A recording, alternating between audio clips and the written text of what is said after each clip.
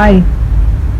Matthew chapter 5 is generally part of the Sermon on the Mount.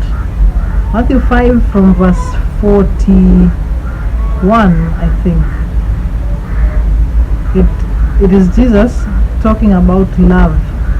Now, the subject matter of this conversation I'm having with myself is love.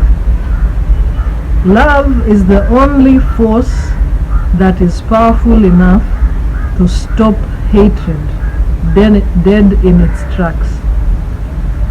Now, recently there's been a lot of emotion regarding George Floyd and the whole subject of Black Lives Matter. Now, I, Penina, that I'm speaking to you, I am a black woman, and I like to think that my life matters.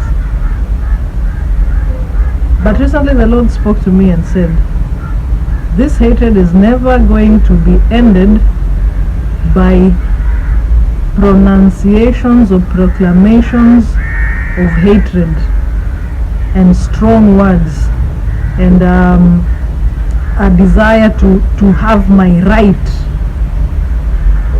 This is what Matthew chapter 5 says. Jesus said, you have heard it said, love those who love you and hate your enemies. But I say to you, love your enemies, bless those who curse you, and pray for those who spitefully use and persecute you. For in so doing, you will heap coals of firewood or charcoal on their head, coals of fire really, upon their heads. Then he said, for if you love only those who love you, what difference is there between you and the pagans? And then he gave an example of God the Father, who makes his sun to shine upon the sinner and the righteous alike. And that is what kind of love God is calling us to love our world with. Do Black Lives Matter? Yes, they do. Are we going to get anywhere by declaring this with venom and anger and whatnot? No.